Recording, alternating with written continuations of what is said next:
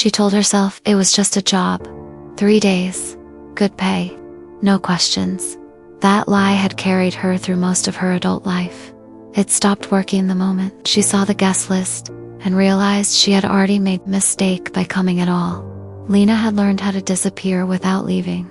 Not physically, emotionally. When something felt wrong, she stayed quiet, did what was asked, took the money, and told herself that surviving was not the same as choosing. It was just necessary. At 36, she had worked enough short contracts to know the rules. Event staffing, private cleaning, temporary caregiving jobs where you arrived, solved a problem nobody wanted to own, and left without a trace. Some people called it being professional. Lena called it being careful. That habit had also cost her once. Years ago, she had ignored a warning from someone who trusted her. It was small at the time, a detail she thought didn't matter.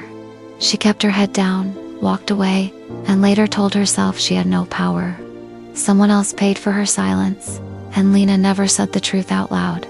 She sealed it in her room and her mind and refused to open the door. So when the agency message came, she didn't ask questions. She had promised herself she would never take another job like this. After the old incident, she tried to live clean. Day shifts, honest work, anything with a time card. But life narrowed her choices. Rent rose, a family bill landed, a month of lost hours. When the agency offered easy money, fear of being broke spoke louder than fear of being wrong. On the island, she noticed small things that felt practiced. Staff used side halls, never the main corridor. Trash was removed twice a day, as if leftovers were evidence. Guests wore polite smiles that never reached their eyes. Lena understood the island was not built for pleasure. It was built for control. The calm was not comfort. It was a lid pressed down tight. She listened and remembered to private island. Weekend retreat. High-profile guests. Strict confidentiality. The pay was more than she made in a month. She hesitated long enough to reread the number, then looked at her account balance and replied yes before doubt could slow her hands. The boat ride took almost an hour. Long enough for the mainland to fade into haze.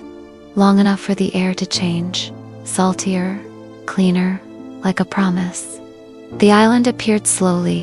White buildings against palm trees arranged too neatly to feel natural. No sign, no name. Just a long dock and a man waiting in a gray suit without a wrinkle. He handed her a badge. No name, just a number.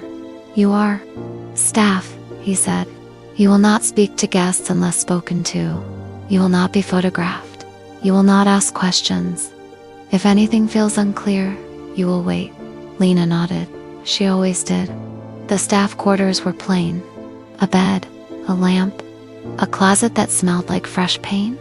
On the bed sat a folder as if it had been measured into place.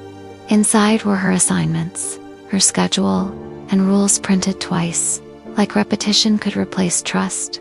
Near the bottom was a guest list. She expected famous names, politicians, executives. Instead, she saw initials, titles, and numbers. Some names were replaced by codes, and near the bottom, one name made her breath catch. Not powerful, not famous, familiar, someone she knew from before. Someone who had once looked straight at her and said, "If anything ever happens, remember what you didn't see." The name was crossed out. Her first instinct wasn't courage, it was rationalization. People cancel. Lists change. This isn't my business. She folded the paper with careful hands and slipped it into her bag like it was nothing. That was the first mistake. The first evening felt almost gentle. Guests arrived with quiet confidence, the kind that comes from believing rules. Bend for you. Music played low.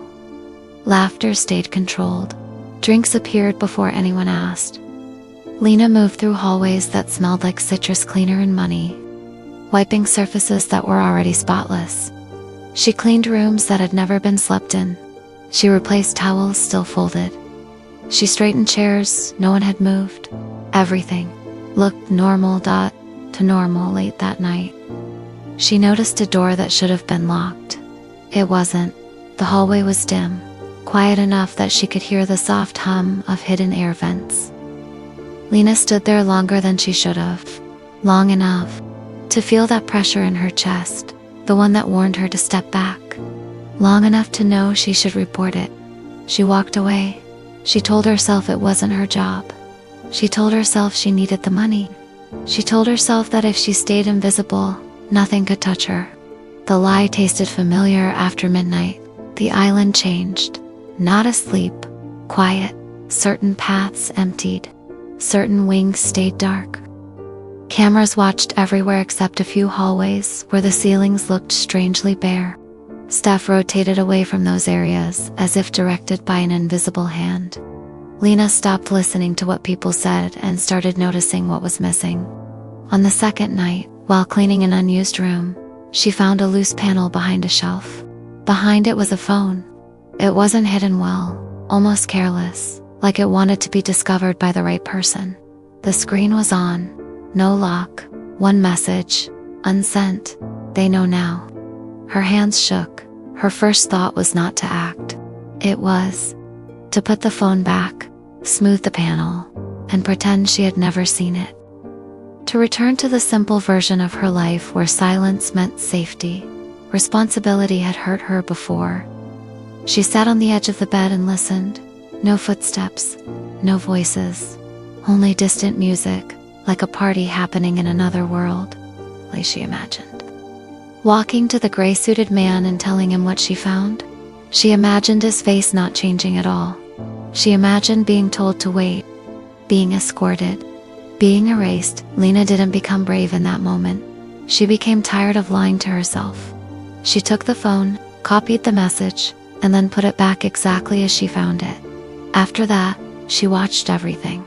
Names overheard at the bar, boat times, guard shifts, which staff were suddenly reassigned, which guests avoided certain buildings. She noted the calmness in their voices, the way calm can be weaponized. On Monday, she boarded the boat like everyone else. She kept her expression neutral and her hands still. No one stopped her. No one ever stops the person they believe is invisible. For weeks afterward, she waited for consequences. A call from the agency, a warning, a stranger standing too close. On the street, nothing came, and the lack of response made her more afraid than any threat could have. 6 months later, the island went silent. No announcement, no scandal, no headlines. The agency number stopped working. The dock was listed under a shell company. Invitations to similar retreats stopped circulating in certain circles. A few public figures stepped down for personal reasons. A few projects disappeared. A few careers stalled, like engines starved of fuel. It wasn't justice the way movies show it. It was quieter, slower, human. Lena never spoke publicly. She didn't sell a story. She didn't chase applause. She mailed one envelope to one person who still owed her a reply from years ago. Inside was a copy of the guest list, with the crossed-out names circled in ink, and a note in steady handwriting. "You forgot someone I remember." After that, she went back to work. Still quiet jobs, still careful steps. But something had shifted. The room in her mind that held her old failure no longer felt locked.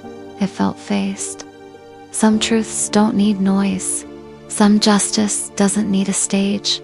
Sometimes the most powerful thing a person can do is refuse to disappear, even when the world built a system to keep her unseen.